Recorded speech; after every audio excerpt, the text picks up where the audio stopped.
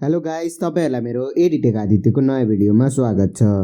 आज चाहिँ मैले सिकाउन गइरहेको छु कि हामीले कसरी आफ्नो जीमेल आईडी खोल्न सकिन्छ र अब यसमा जीमेल आईडी खोल्नलाई कुनै गाह्रो कुरा हैन र कहिलेकाहीँ जस्तै अब अहिले अनलाइन क्लास चलिरहेको छ र जुमको लागि पनि जीमेल आईडी चाहिन्छ यसको खोल्नको लागि।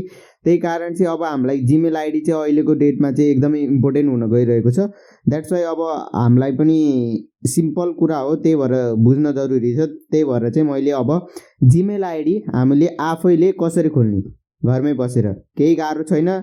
सिम्पल एक दुईटा मेथड गर्ने बित्तिकै जीमेल आईडी खोलिन्छ र अब त्यो कसरी गर्ने भन्ने कुरा पनि म भन्ने नै छु। र अब टाइम वेस्ट नगरिकन छोटो भिडियो बनाउँदै आजको भिडियो सुरु गरौँ एउटा सानो इन्ट्रोको पछि।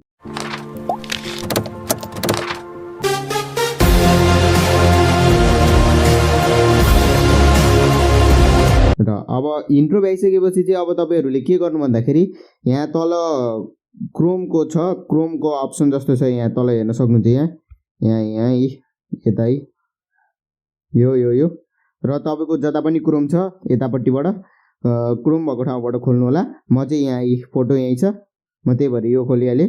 र त्यसपछि क्रोम खोलिसकेपछि चाहिँ यहाँ सर्चमा गएर हामीले चाहिँ अब यहाँ सर्च गर्नुपर्ने हुन्छ र यहाँ गएर हामीले के गर्नुपर्छ भन्दाखेरि यहाँ गएर क्रिएट योर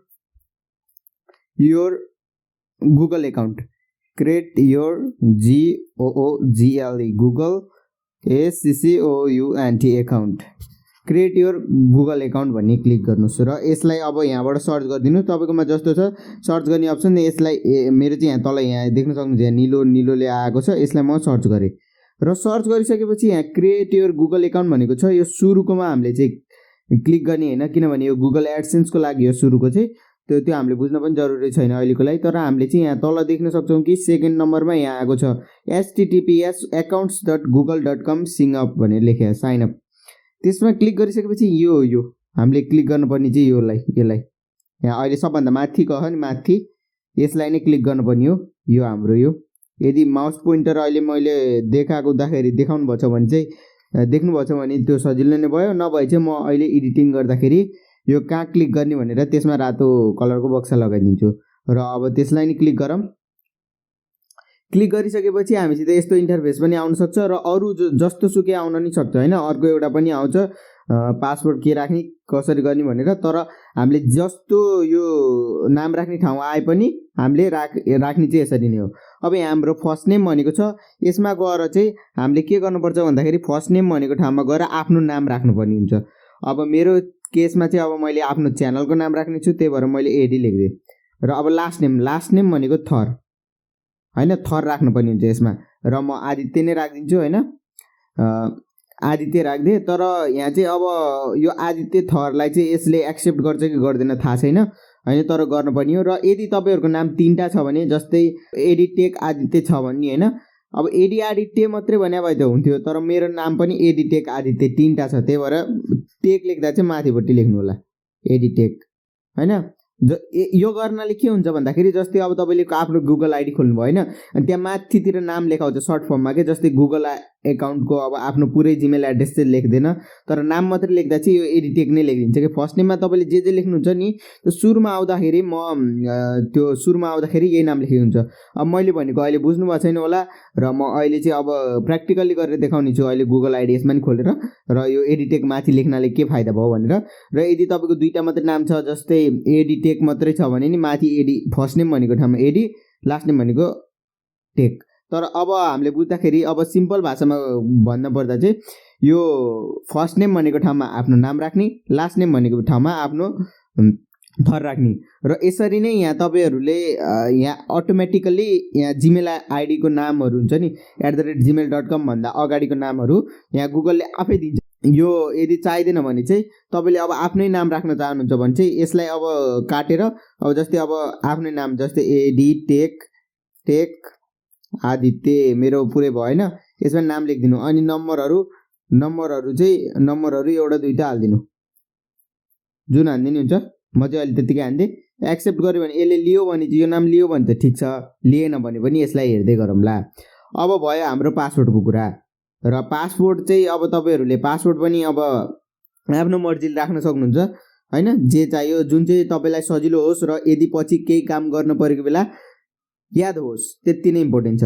अब म चाहिँ अहिले यो र्यान्डम राख्दैछु यो हाम्रो युजर नेम, त्यही भएर चाहिँ मैले यसलाई सबैलाई गरेर कपी गरिदिन्छु र यो चाहिँ तपाईँले गर्नु पर्दैन। र यदि कतै अब यस्तो जिमेल आइडीहरू बिर्सिनुहुन्छ र अरू मोबाइल फर्मेट भएपछि जिमेल आइडी नै फर्मेट हुन्छ भने चाहिँ यसलाई तपाईँहरूले कतै कपीमा लेखेर राख्नु होला, अथवा जता भेट्टाउनुहुन्छ त्यो अलि देखिने ठाउँमा र सबैले नदेख्ने तर तपाईँले मात्रै देख्न सक्ने, कहिलेकाहीँ चाहिएको बेला हेर्न मिल्ने जस्तो ठाउँमा लगेर तपाईँले यसलाई राख्न सक्नुहुन्छ। पासवर्ड भनेको चाहिँ हामीले यसमा स्ट्रङ राख्न पर्ने, स्ट्रङ भन्नाले अलि अरूले थाहा नपाउने गरेर राख्नुपर्छ, किनभने यहाँ लुज पासवर्ड त त्यसै नि एक्सेप्ट गर्दैन। र अब यहाँ चाहिँ तपाईँहरूले जे पनि पासवर्ड राख्न सक्नुहुन्छ। मैले एउटा राम्रो पासवर्ड राखिसकेँ हैन। तपाईँले चाहिँ अब यसमा चाहिँ अब जस्तै आफूलाई सम्झिन याद हुने जस्तो पासवर्ड जे राख्दा पनि हुन्छ, तर एउटा कुरा याद राख्नु कि यहाँ हामीले यहाँ माथि चाहिँ एउटा पासवर्ड राख्नु पर्यो, त्यही सेमलाई नै यो कन्फर्म लेखेको ठाउँमा फेरि पासवर्ड हाल्नु पर्यो। र एकदम गाह्रो साह्रो बनाउनलाई यता @ यो यति लाइन छ नि, यसमा तपाईँले जे पनि युज गर्न सक्नुहुन्छ। जस्तै तपाईँको नाम XYZ छ भने XYZ जस्तै XYZ अनि यो @123 त्यसरी राख्न सक्नुहुन्छ, जसले गर्दा चाहिँ यो गुगलले तपाईँको पासवर्डलाई लुज भनेर नलिने नहोस्। अब इरर आयो भने तपाईँले सम्झिनुहोस् कि त यहाँ प्रब्लम छ कि त यहाँ प्रब्लम छ। र अब कता बिग्रेछ भनेर कसरी थाहा पाउने भन्दाखेरि यहाँ अहिले कतै मिस्टेक भइहाल्यो भने नि यहाँ यो बाहिरको बक्स चाहिँ रातो भइदिन्छ हैन। अहिले हाम्रो निलो छ, यसरी क्लिक गर्दा निलो छ नि, पछि यहाँ कतै मिस्टेक भएर रहेछ भने बिग्रा रहेछ भने चाहिँ यहाँ रातो आउँछ। र अब यसलाई नेक्स्ट गरौँ हैन, नेक्स्ट गर्यो। अब फोन नम्बर मेरोमा चाहिँ अप्सनल भनेको छ, तपाईँले आफ्नो फोन नम्बर राख्नु होला। यहाँ मैले एउटा फोन नम्बर राख्दिएँ। त्यसपछि अब यो भयो रिकभरी इमेल एड्रेस। यदि तपाईँको एउटा मेन आइडी छ हैन, जसले चाहिँ अब तपाईँले अब यो आइडी जस्तै यो एडिटेक आदित्य अहिले भर्खर बनाएको आइडी छ नि, यस कहिलेकाहीँ हराइहाल्यो भने नि तपाईँले त्यसलाई फेरि ब्याक ल्याउन चाहनुहुन्छ भने चाहिँ तपाईँले यहाँ आफ्नो मेन इमेल एड्रेस छ भने हाल्न सक्नुहुन्छ, यो नहाल्दा नि फरक पर्दैन। अब मन्थमा एउटा कुनै तपाईँ कहिले जन्मिनु भएको त्यो इङ्ग्लिस डेटमा याद छ भने राखिदिनुहोस्, नभए चाहिँ यत्तिकै अचुवा राखिदिनुहोस् हैन। ल म यतिकै लगाइदिएँ। र अब हामीले चाहिँ अब 2000 तिरको राखिदिउँ, ल 2005 नै राखिदिउँ।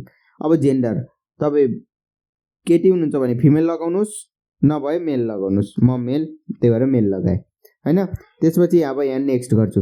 नेक्स्ट गर्ने बित्तिकै हाम्रो यो प्राइभेसी एन्ड टर्म्स भनेको चाहिँ यसलाई थोरै तल तल तल तल तल तल लाँदाखेरि यहाँ आई एग्री भन्ने आउँछ। यहाँ तल सबभन्दा तल हेर्नु त, यहाँ आई एग्री भनेर निलो कलरको लेख्या, त्यसमा क्लिक गरिदिनुहोस्। अब आई एग्री भनेर क्लिक गर्ने बित्तिकै तपाईँको आइडी बन्यो, केही गर्नै परेन। अब यति गर्दैमा तपाईँको आइडी बन्यो र वेलकम एडिटेक आदित्य भनेको छ। अब यसलाई पासवर्ड चाहिँ सेभ गरेर राख्नु होला, कहिलेकाहीँ काम लाग्दाखेरि काम लाग्छ हैन। अब यसमा चाहिँ अब तपाईँले फोटोहरू पनि राख्न सक्नुहुन्छ। यसमा फोटो राख्नलाई चाहिँ यसरी यहाँ एकचोटि क्लिक गरिसकेपछि यो जस्तै अब अहिले आयो नि आइडी बनाउने बित्तिकै यो ठाउँ आयो नि, यसमा चाहिँ तपाईँले यहाँ क्यामेरा जस्तो देख्न सक्नुहुन्छ। यहाँ गएर क्लिक गर्नुभयो भने चाहिँ एड प्रोफाइल फोटो गर्ने बित्तिकै तपाईँको ग्यालरीमा लैजान्छ र जुन फोटो चुज गर्न चाहनुहुन्छ त्यसबाट चुज गरेर तपाईँले यहाँ फोटो हाल्न सक्नुहुन्छ। अब हैन, यो अब हाम्रो जिमेल आइडी पनि खोलियो। अब यति गर्ने बित्तिकै सिम्पल सजिलो तरिकाले एउटा आफ्नो जिमेल आइडी नयाँ खोलिहाल्यो हैन। र अब मलाई लाग्छ कि अरू केही भन्नुपर्ने जस्तो छैन। यदि तपाईँहरूलाई नि केही सोध्न चाहनुहुन्छ भने चाहिँ तल कमेन्टमा लेख्न नभुल्नु होला। ल आजको लागि यति नै, गुगल आइडी बन्यो। हस् त, धन्यवाद।